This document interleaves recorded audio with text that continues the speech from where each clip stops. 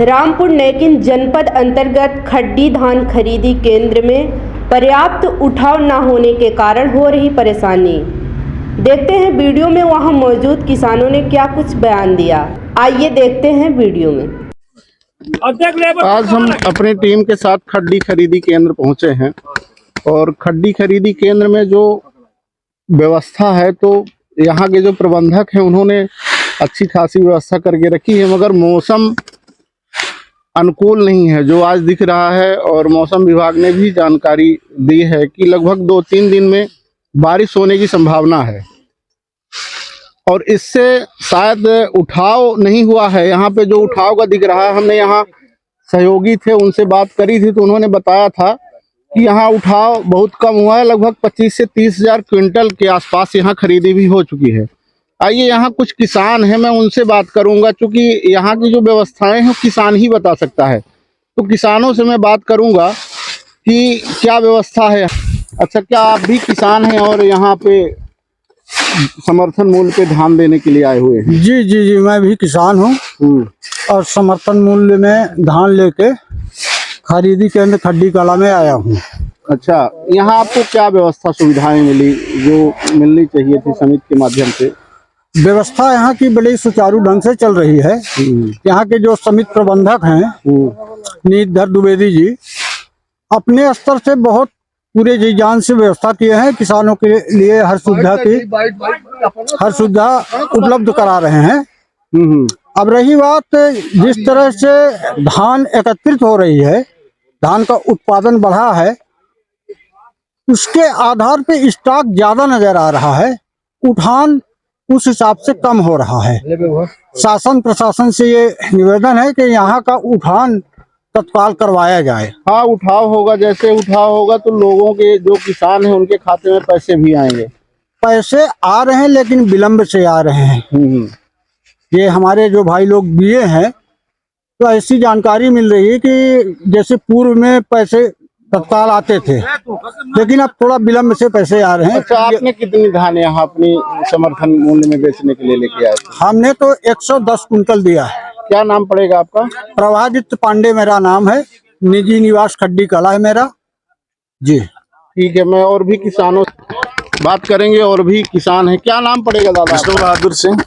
अच्छा, और यहाँ जो खरीदी हो रही है और जो यहाँ समर्थन मूल्य पर जो किसान लेके आते हैं धान वगैरह, यहाँ समिति से जो प्रबंधक हैं यहाँ के खरीदी केंद्र के, वो क्या क्या सुविधाएं मुहैया करवाते हैं? सारी सुविधाएं हमारे यहाँ है। पानी की व्यवस्था यहाँ है, लाइटिंग चारों तरफ है, किसानों को बैठने के लिए इंतजाम है। अब बाकी है क्या कि पहले हमारा खरीदी केंद्र रहता था यहाँ का खड्डी समिति का आपके स्टेडियम में। अच्छा, स्टेडियम को इस साल नहीं दिया गया किसी कारण, बस वो सरकार की जो भी मंशा रही हो, तो आनन फानन में इंतजाम यहाँ किया गया। तो असुविधाएं तो थी। अब ये आड़े लोगों का बगीचा है तो लोगों ने दिया कि भाई आप यहाँ खरीदी कर लीजिए। और उत्पादन इस क्षेत्र में बहुत होता है। गुलाब सागर डैम के कारण धान का उपार्जन काफी होता है। पिछले साल भी लगभग 53,000 हजार कुंटल धान थी। इस साल अनुमान था कि 60-65 हजार के आसपास धान हमारे यहाँ जाएगी इस केंद्र में। अच्छा, तो असुविधाएं हैं और फिर भी समिति प्रबंधन की ओर से पूरा प्रयास किया गया है, जितना संभव हो सका है उसमें किसानों ने भी सहयोग किया है। मैं ये देख रहा हूँ कि यहाँ बहुत सारे देखिए उसके चट्टे लगे हुए हैं, तो क्या उठाव की क्या समस्या? बड़ी समस्या है उठाव की। बहुत दिन 17-18 तारीख तक तो यहाँ 16 तारीख को 2 ट्रक माल गया है।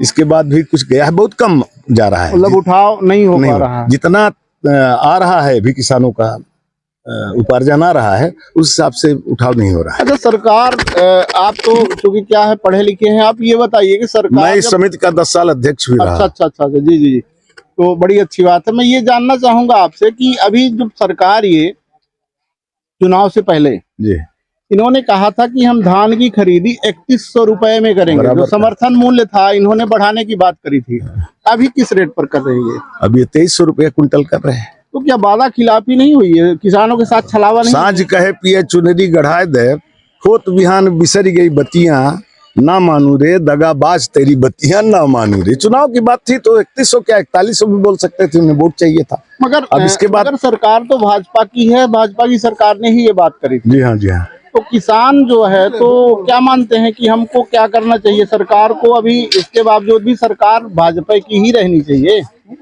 सरकार चाहे जिसकी भी रहे, भाजपा की रहे, कांग्रेस की रहे, सरकार का काम है वो जनहित में काम करे, है ना, जन आकांक्षाओं की पूर्ति करे। आप देखिए, ये सोचना चाहिए जो सरकार पर बैठे हुए लोग हैं, सब मेहनत कर रहा है इस देश के लिए, हर आदमी काम कर रहा है।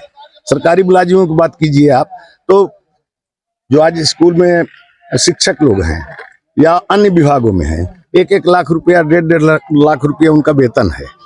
मैंने एक दिन में 4,000, 3,500, 4,000, 5,000, 6,000 रुपए दिन की के वेतन भोगी लोग हैं। हाँ। है ना। और किसान के बारे में सोचिए आप, जो देश का अन्नदाता है, सारे देश को ही खिलाता है। बाकी हर चीजें किसी विचारक ने कहा था कि भाई एक ऐसी स्थिति बन जाए कि जो पैदा करे वो खाए। तो हाँ, लोहा बनाने वाला लोहा खा ले, सीमेंट बनाने वाला सीमेंट खाए, जो कपड़ा बना के राष्ट्र का काम कर रहे हैं वो कपड़ा खाएं, और जो गल्ला पैदा करता है वो गल्ला खाए। यह स्थिति जिस दिन आ जाएगी उस दिन सब सुधर जाएगा। कितनी मशक्कत, क्या चिंता है सरकार को किसान के बारे में? आवारा जानवरों की वजह से सारी की सारी फसल चौपट हो रही है। मैं कह रहा हूं कि मेरे क्षेत्र में कम से कम 20,000 कुंटल धान आवारा जानवरों ने खत्म कर दिया। लगभग जो दिख रहा है ये कि 20,000 कुंटल आवारा जानवरों ने खत्म कर दिया होगा लगभग। यदि आवारा जानवरों पर नियंत्रण होता, ऐसा नहीं है कि सरकार चाहे प्रभावी तरीके से किसी चीज को नियंत्रित करना चाहे तो पाथर से जबर मूड नहीं हो, गुरु बाबा कह सकते हैं, लेकिन इच्छा शक्ति नहीं है। किसान मर रहा है, रात मर रहा है, दिन मर रहा है, पानी दे रहा है, सिंचाई दे रहा है, ठंडी सह रहा है, गर्मी सह रहा है, धूप सह रहा है, बरसात सह रहा है, उसकी उपज जा रही है। सारी मेहनत करने के बावजूद भी आधा घंटा के टाइम पा गए में सफा चट, फिर वो मूड पीटत बैठ रहा था बेचारा। तो कोई चिंता नहीं है। अब सरकारों के बारे में हम लोग किसान लोग हैं, चाहते यही हैं कि सरकारें हमारी ऐसी होनी चाहिए जो किसानों के बारे में भी कुछ सोचें, है ना, सबके बारे में सोचें। सरकार का काम ही यही है।